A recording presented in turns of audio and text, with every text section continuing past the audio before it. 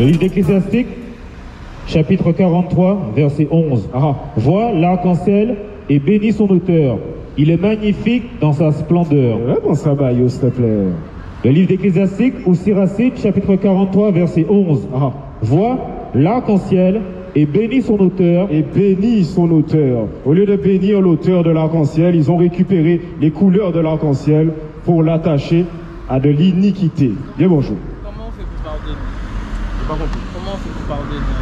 Sur un plan humain ou au niveau... Les deux. Les deux. Ben, déjà, il y a une conversation à avoir. Ça dépend si la personne est en Christ ou pas. Si la personne est athée ou pas, ça dépend du contexte. Mais je vais parler de mon expérience, puisque la meilleure version, bien bonjour bien, la meilleure version c'est le témoignage. Le pardon commence déjà avec la personne même et son Dieu. Okay? Le pardon commence avec soi et Dieu. Et ensuite, une fois qu'on a découvert ce pardon, un Dieu qui peut pardonner les péchés et les offenses, ça nous emmène à comprendre qu'il y a quelque chose qui nous dépasse. Donc celui qu'on voit tous les jours au quotidien, on est en mesure de lui pardonner. Okay? C'est quoi votre définition du pardon?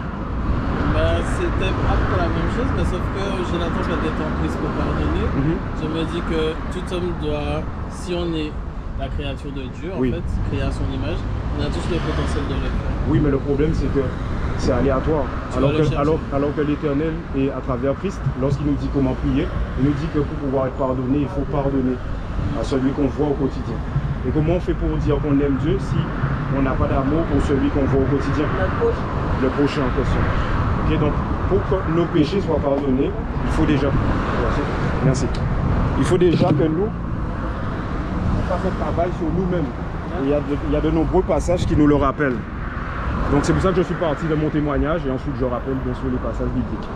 Okay, donc vous avez un problème avec le pardon ou c'est un travail? Non, c'est parce que je viens de me disputer avec quelqu'un que j'aime. Ah d'accord, mais après c'est quoi le sujet?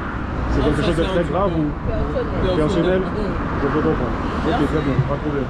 On va prendre le passage au sein et parler. Oui. Le livre de Matthieu chapitre 6, verset 14. Si vous pardonnez aux hommes leurs offenses, votre Père Céleste vous pardonnera aussi.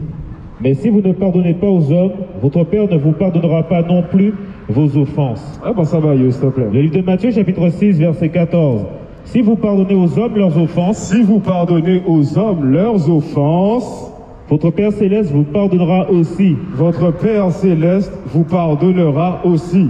Mais si vous ne pardonnez pas aux hommes... Par contre, si vous n'arrivez pas à pardonner, si vous ne pardonnez pas aux hommes et les hommes qu'on voit au quotidien, qui sont faits à l'image de Dieu, et l'homme en question avec un petit h, pour rappel, selon le livre de 1 Corinthiens chapitre 11, reflète l'image de Dieu et la gloire de Dieu. Oui.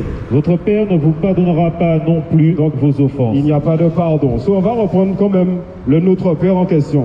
On va reprendre la prière que beaucoup ont appris par cœur, mais ils n'ont pas pris le temps de méditer sur tous les mots qui sortent qui ressortent de cette prière-là. Comment Jésus-Christ de Nazareth nous dit qu'on doit prier? Le livre de Matthieu, chapitre 6, verset 7. En priant, ne multipliez pas de vaines paroles, comme les païens qui s'imaginent qu'à force de paroles, ils seront exaucés. Ne leur ressemblez pas, car votre Père sait de quoi vous avez besoin, avant que vous le lui demandiez. Voici donc comment vous devez prier. Voici donc Jésus-Christ de Nazareth lui-même qui parle, qui nous dit comment nous devons prier. Comment devons-nous prier? Notre Père qui est aux cieux, que ton nom soit sanctifié. Que ton nom soit sanctifié. Que ton règne vienne, que ta volonté soit faite sur la terre comme au ciel. Donne-nous aujourd'hui notre pain quotidien. Pardonne-nous nos offenses. Pardonne-nous nos offenses. Comme nous aussi, nous pardonnons à ceux qui nous ont offensés. Comme nous aussi, nous pardonnons. Nous pardonnons à ceux qui nous ont quoi? Ils nous ont offensés. Quel verset? Nous qu'à descendre. Bien bonsoir. Le verset 12. Pardonne-nous nos offenses, comme nous aussi nous pardonnons à ceux qui nous ont offensés. Ne nous induis pas en tentation. Ne nous induis pas en tentation. Mais délivre-nous du malin. Car c'est à toi qu'appartiennent, dans tous les siècles, le règne, la puissance et la gloire. Amen. Ok, donc à l'intérieur du Notre Père, cette prière qui est devenue universelle, il y a la notion de pardon. Et qu'est-ce que nous disons? Pardonne-nous nos offenses, comme nous pardonnons aussi à ceux qui nous ont offensés. Donc on doit faire une pause et on doit se demander, Est-ce que j'ai vraiment ou est-ce que j'ai pris le temps de pardonner à ceux qui m'ont offensé?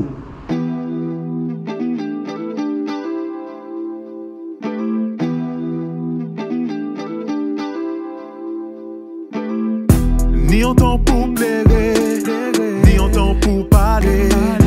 Ah, dans la vie, ni en temps pour nous pardonner. On savent s'arrêter les.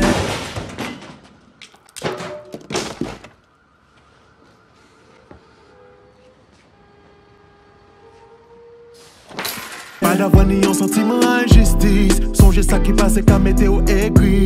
Qu'elle a qu'à fermer, l'amour l'a qu'à maigri. Cultiver la haine, c'est mal vivre. Vous passez des vrais des mains, donc aille dormir. Nouveau bon Dieu est sous meilleur. Et puis y'a donc nous tout péché.